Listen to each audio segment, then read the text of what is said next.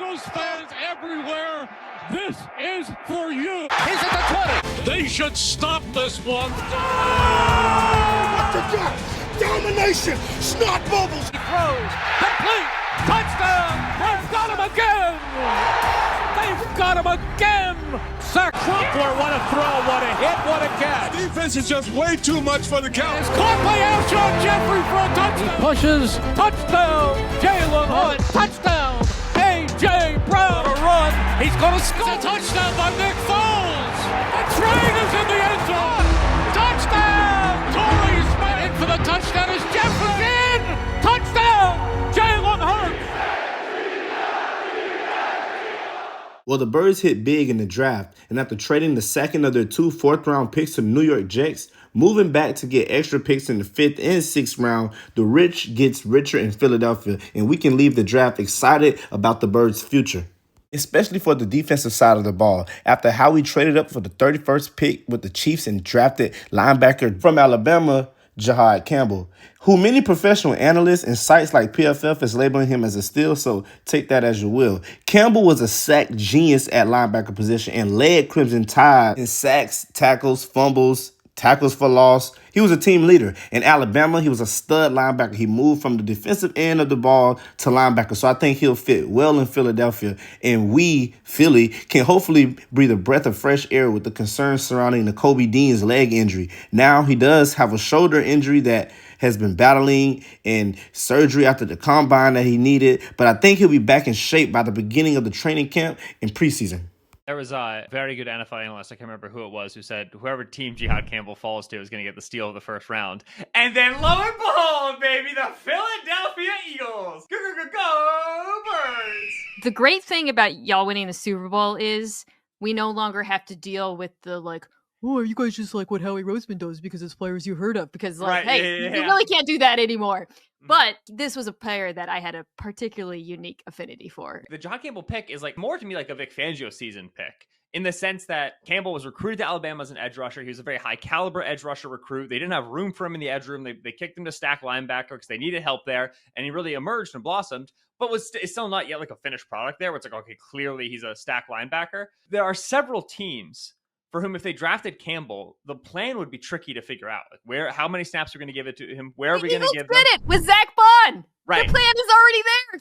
The blueprint exists. But That's so infuriating. And then the other thing to always remember, Fangio was there for Roquan Smith coming out of Georgia and getting him there. Fangio was with Navarro Bowman and Patrick Willis in San Francisco. Fangio was very, very good for stack linebackers, for off-ball linebackers. He understands how to work with those players. And so the way Roseman talks about Campbell, they're going to give him a lot of edge looks. That's kind of where they need snaps right now. But Nakobe Dean's coming off a major injury. He is a rising free agent.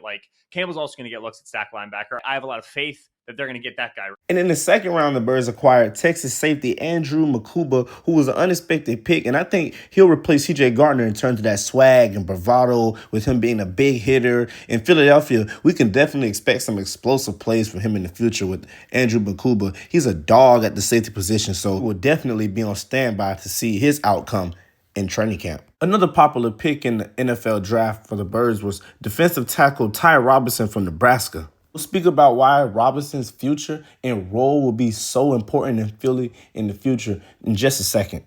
You know the Birds had to get a Philly dog in the 5th round after acquiring UGA's cornerback Smile Munden. He was projected to go earlier, late round 1 or early day 2 in the draft, but dropped to a day 3 pick in the later rounds due to a leg injury.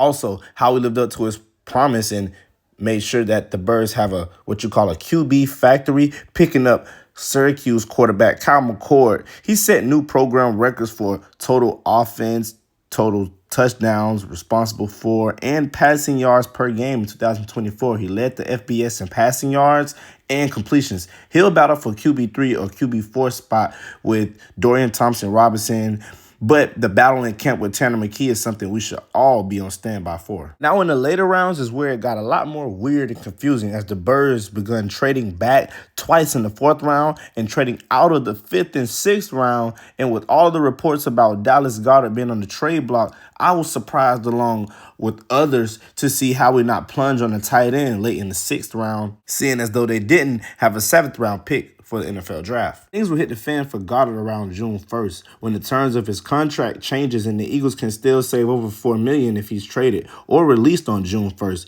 compared to having a $9.5 million cap charge and absorbing a dead money hit of $21.3 million. But, Goddard will have some leverage. And after Trey McBride agreed to a contract for $76 million and the Cardinals made him the highest paid tight end, but that was until everyone woke up the other day and saw that the 49ers gave George Kittle a contract for $76.4 million and $40 million guaranteed. He was also a 5th-round tight end and is now the highest paid. So hopefully the Birds and Goddard can agree on a contract for the near future. Change anything with Dallas in his future? Dallas is part of the team, as we speak. Obviously, as we go forward, we're going to continue to address things on this team, and right now, nothing further. Eagles rookie minicamp begun today, and the rookies' numbers have been announced, with Jihad Campbell taking number 30, Drew Makuba taking 24, and Ty Robinson taking number 95. The only non-participant at minicamp today was Jaylen Campbell after battling a shoulder injury that he had to have surgery on after the combine. For everyone who has this debate asking where Jaylen Campbell should rather play off-ball linebacker or edge rusher, he was participating today with the off-ball linebacker, so take that. I truly think Campbell is going to change life in Philadelphia, as him and Zach Bond on that defense, Vic Fangio, Zach Bond with off the ball and Campbell on the ball, turn into a future elite linebacker core for Philadelphia. The Birds made a lot of great moves in the draft, but they also got a few notable free agent pickups. One of the most exciting and probably most popular is safety Maxon Hook. Hook was a 4-year starter at Toledo and a former teammate of current Eagles cornerback Quinyon Mitchell. The two defensive backs used to be roommates and will now reunite in Philadelphia. Hook Draft Network reports said that he's extremely productive and has a knack for finding the football, and he excels in the box. Hook compiled 356 tackles, 15 pass breakups, and 7 interceptions. He won 4 straight placements on all MAC teams, including 3 straight placements in the all MAC first team defense from 2022 to 2024. Now, Maxon is a project, and I don't expect to see much of him this upcoming season, but it would be dope to see him and Quinyon taking the field together, both defensive players coming out of Toledo. That's something that we could also keep an eye on. Let me know in the comments how you feel about Maxon Hook. The Birds finally took their traditional Super Bowl visit to the White House, which didn't come without any controversy, especially after Eagles running back Saquon Barkley played a couple of rounds of golf with U.S. President Donald Trump. And as soon as this came across my ticker, I didn't even hesitate to look online, because I already knew there would be mad fans, trolls, and opinions being heard all throughout Twitter, Instagram, Facebook, etc., etc. But Saquon would respond to the trolls with this tweet saying, and I quote, "LOL, some people are really upset because I played golf and flew to the White House with the president. Maybe I just respect the office. Not a hard concept to understand. Just golfed with Obama not too long ago and look forward to finishing my round with Trump. Now, yeah, get out my mentions with all this politics and have an amazing day." Also, back to the draft, where a first-round pick for the Cry Girls and right tackle Tyler Booker called out Jalen Carter in his introductory press conference after asked who he looks forward to facing in the NFL. Who are you excited most to line up against? Who am I excited most to line up against? I'm excited to line up against Jalen Carter. He's just somebody that I've been watching for a while.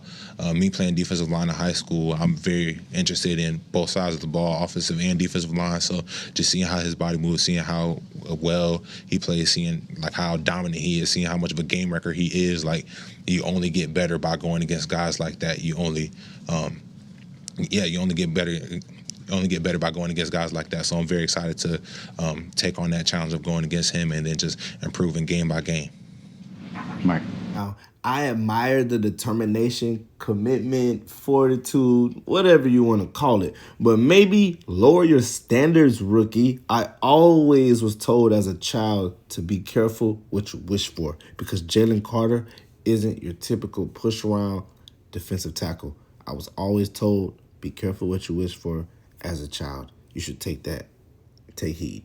Now, Howie Roseman didn't acquire a nose tackle in the draft and didn't invite one to rookie minicamp, which to me already indicated that Howie's comfortability at the nose tackle position was set going into the season, which is why the Eagles picked up Davis's May 1st fifth-year contract, meaning this year is a big year, and we all could see this coming from a mile away regarding Jordan Davis. And Jeff McClain report about this season being a huge one for Davis, seeing as though his snaps at nose tackle was limited and decreased prior to his rookie season. It hasn't been spoken about much this offseason, but Davis is going to have to pick up the pace just a bit this season. Seeing as though Davis is an elite run stopper, it still mitigates his full ability. So I'm happy that we picked up his contract. It's just that I would like to see a little bit more from Davis on a consistent game-to-game basis at the runs when it comes to run stopping. Nevertheless, I'll be definitely cheering on Big 9-7, and I'm definitely excited to see what this season brings for him. Now, back to Ty Robinson, and speaking of the defensive line, I'm excited to see where the 4th-round draft pick Ty Robinson lands, like as far as what he can do for Philadelphia in the future and how he'll fit on the defensive line. Fangio is going to be able to do a lot of things with Robinson in the future. At least that's my opinion. And NFL analyst Greg Cosell thinks the same thing. I wanted to ask about Ty Robinson. He kind of reminds me of a player Eagles tried to get a couple years ago, Zack Allen. Well, I think in the Eagles defense, that's the way he'd be. In other words, if he were to get early snaps, he's going to play in their base defense, and he'd be, a defensive end or, a 4 technique, he'd play in their 5-2 front if he's going to get, early snaps. He's an interesting guy because what he does really well. I mean, he's got a strong, powerful frame. He's got outstanding grip strength. He uses his arms really well. Even though they're not long, he knows how to use them. He's got great balance and body control. He was almost never on the ground. And he's very quick right off the ball. So he knows how to work edges. Once if that initial quickness is stopped, at that point, he's kind of stuck. So at this point, he's not a pass rusher yet. But I think it's within him. I think that's something that you could develop down the road. You guys already know the routine. Let's get the channel to 2,000 subscribers before the beginning of the NFL season so we can have a chance to give you guys home or away Eagles tickets of your choice. Be blessed. Go Birds.